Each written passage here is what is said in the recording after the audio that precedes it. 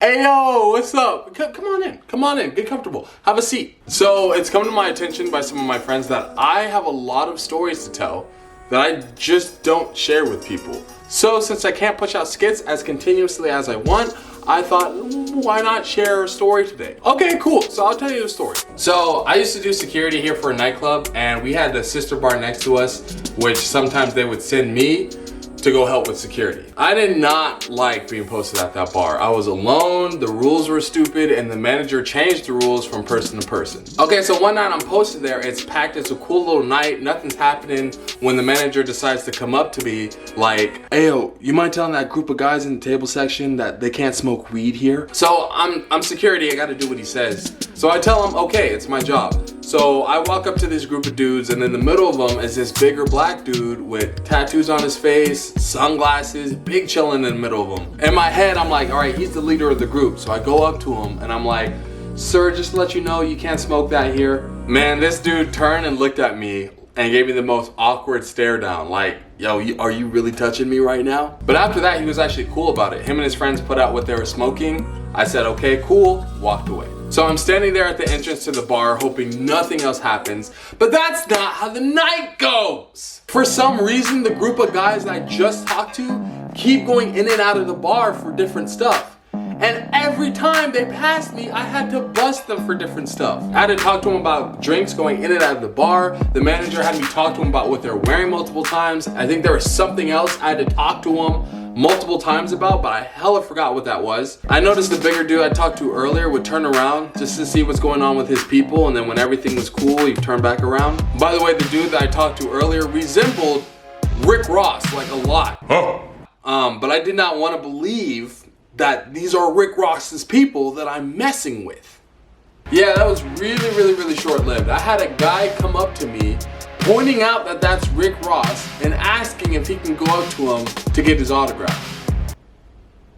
Reality set in when I had to tell this guy, no sir, you can't go into the table section to get his autograph. I had to look around to notice that multiple eyes were on him and his crew. And why the manager wanted me to keep hassling them about dumb stuff is, I don't know. To this day, I don't know. I actually brought it to my manager's attention. Like, yo, do you know that this is Rick Ross? And like, we're messing with his people? Yeah, he didn't care. The manager was straight up like, yeah, but we still have to treat him normal. He still has to follow the rules and stuff. But let stuff like dress code and stuff pass so he can enjoy, come back, and bring money into the establishment. You know what? Whatever. It's not my business. Except they're probably blaming me for ruining their night. So anyways, the manager wanted me to stop this guy for one more thing, and of course I did because it's my job, and the guy goes off on me and he just wants to be left alone. I get it. Then I noticed the guy who could possibly be Rick Ross, because at this point I really don't want to be sure.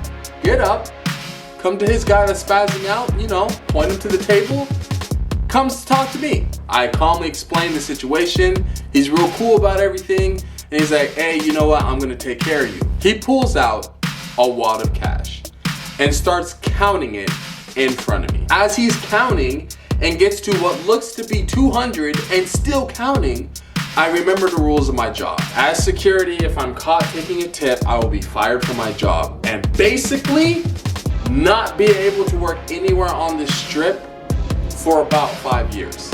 So I had to deny that tip, mostly because where I was standing had about 4 to 5 cameras on me. There was no taking this tip. I said thanks anyways, but you know, I'm good, you're all good to go. Let me just tell you, at this point, there was no question that this guy was Rick Ross.